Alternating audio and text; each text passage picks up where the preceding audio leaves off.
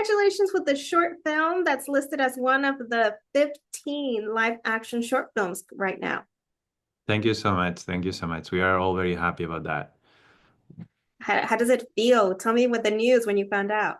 Well, it feels a little bit, crazy, thinking that at the end we could be one of these 15, especially, because there were like 180 short films. So to be honest, I kind of thought that it was going to be impossible, but, you always have some hopes.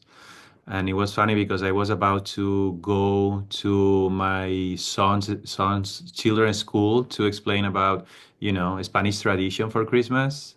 And like 3 minutes before the class started, in which I had to explain, like the Reyes Magos and all, these things, um, there was the communication and I was explaining, the traditions, but I was very happy and, I wanted to tell everybody, but I could not because, but yeah, it was very special. Yeah. That's funny. You had to hold the excitement for a minute. Right, right. But yeah, then after and I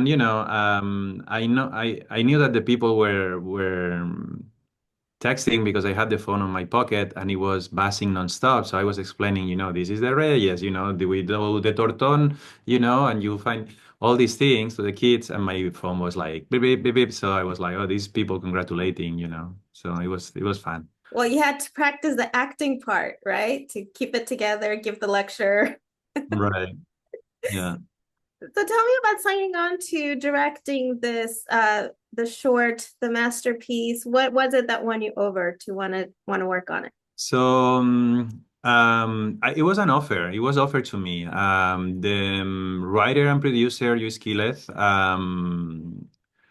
could not direct it because he was doing something else, and he thought that based on the other films I've done that have the most of them a social commentary and that I could be a good fit and maybe I could, feel identify with the themes or maybe add another layer. So they approached to me, him and his partner, Euphoria Productions. They approached me with the project, and I read it, and I thought that I could, give it a chance and do something maybe interesting, and that's how it happened, And then of course you start working on it and you adapt it a little bit as a director, to bring it to the things that you maybe feel that you can do better, like, okay, if I put a little bit of comedy here and there, maybe I feel a little bit more, on my shoes, or maybe how can I envision this, since the first moment I kind of thought that it was like a game of chess and I really like to play chess. So that kind of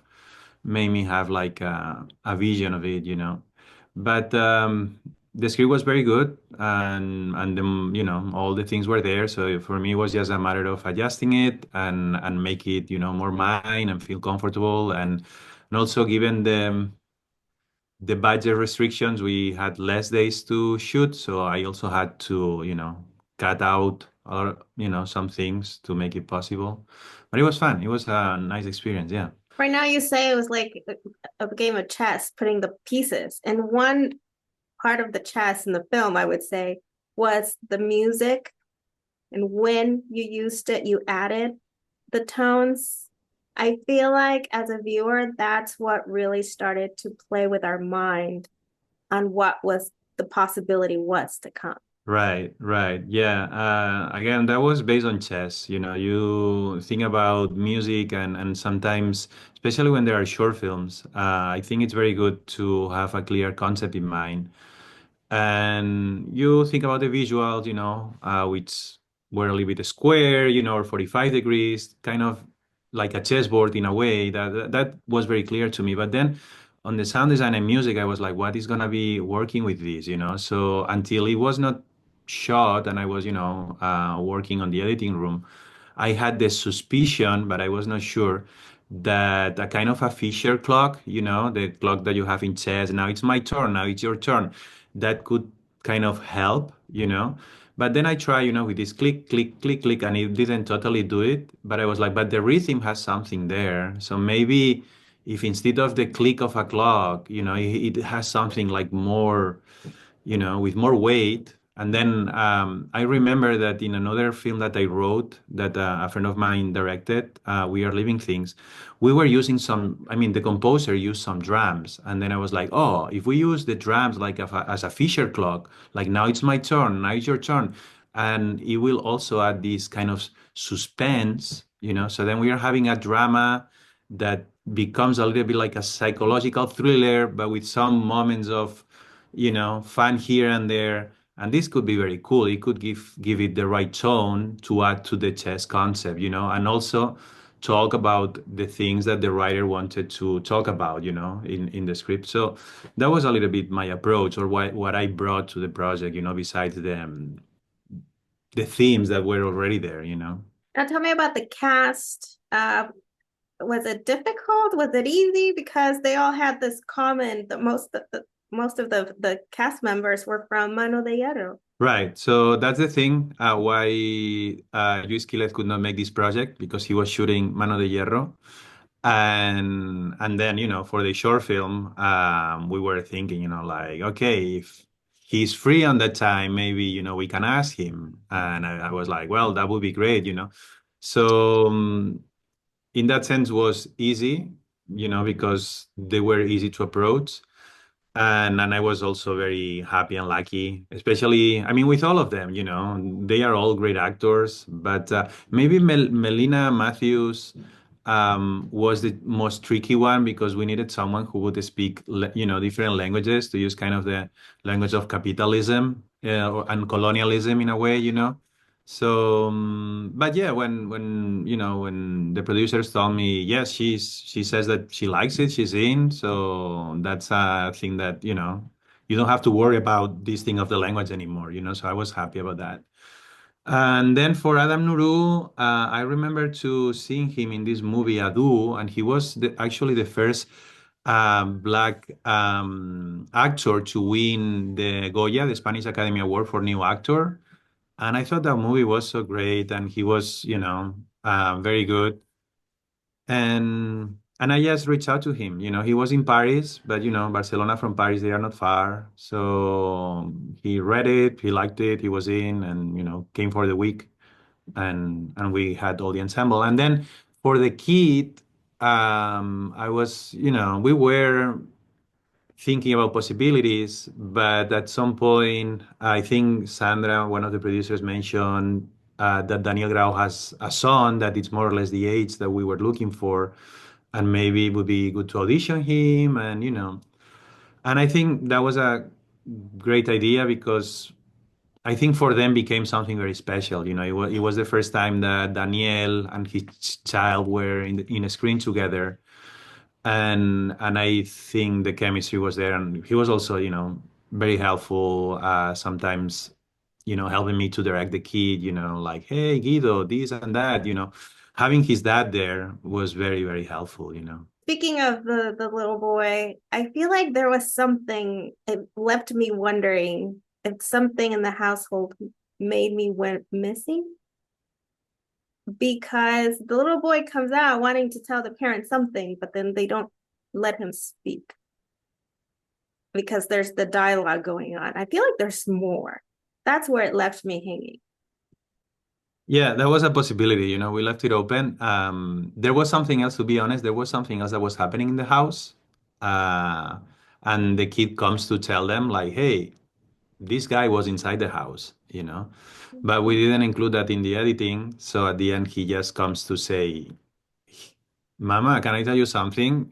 The guy was inside the house, you know, but they don't allow them to explain. And I'm not going to explain what was happening, because that does not make sense anymore. But there was just a little extra bit inside of the house, and that's why the kid was coming. And at the end, you know, I remember the first Rafka was 23 minutes, and you also try to think about the festival run, that, to be honest, you know, and I mean, maybe it might have not done much difference, but you tend to think that maybe less is more. So we were thinking, okay, what can go? And that little bit was one of the things. You touched a little bit about Melina and having someone that speaks more than two languages. that's one of the things I liked about this film, because nowadays multiple languages are taking place in a household.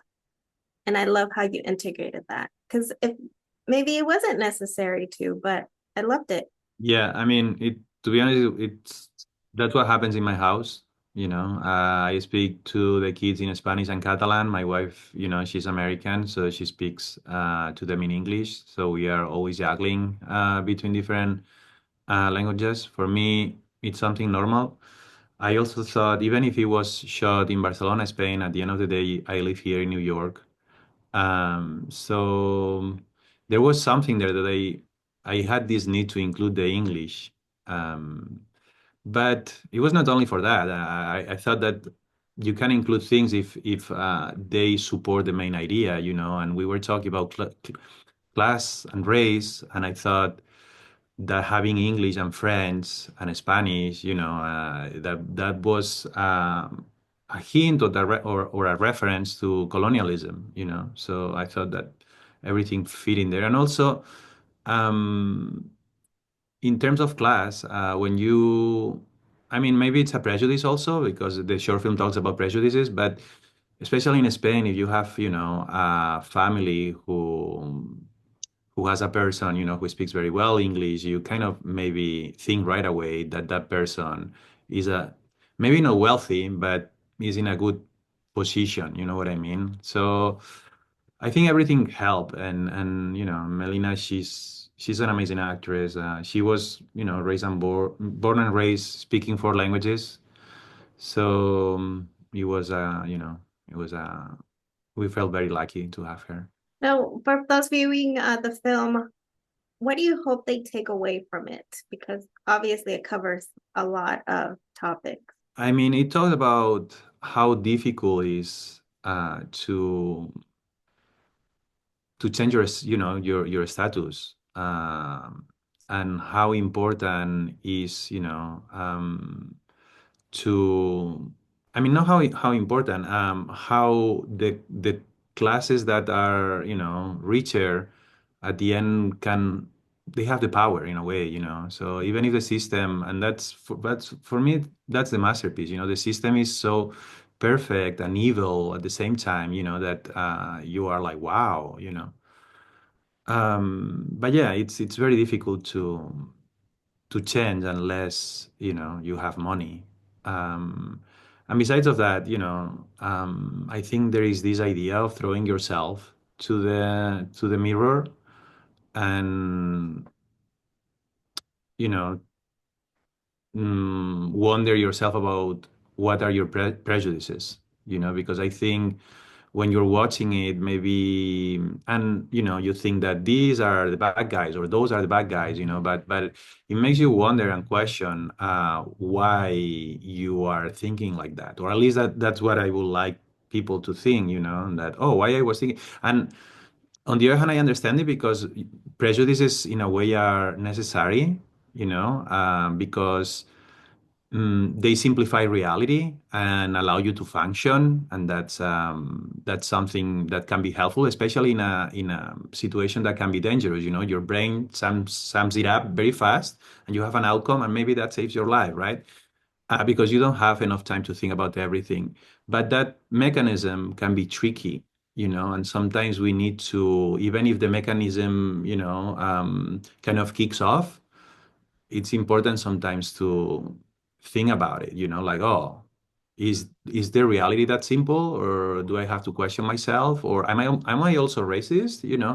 So all those kind of things, I think were layered in the short film, and in the first read I didn't see them, but then I was like, oh, so we go this way or that way, and then there's this suspense or here or there or this look, those um are gonna put the audience in a position in which they are in front of a mirror. Definitely, how things are definitely, we'll definitely be seeing that, and viewers as well. Well, Right. thank you, Alex. Muchas gracias. Felicidades. Congratulations. Thank you so much. I wish you luck for this one. I Thank enjoyed you. it. Thank you. Thank you so much.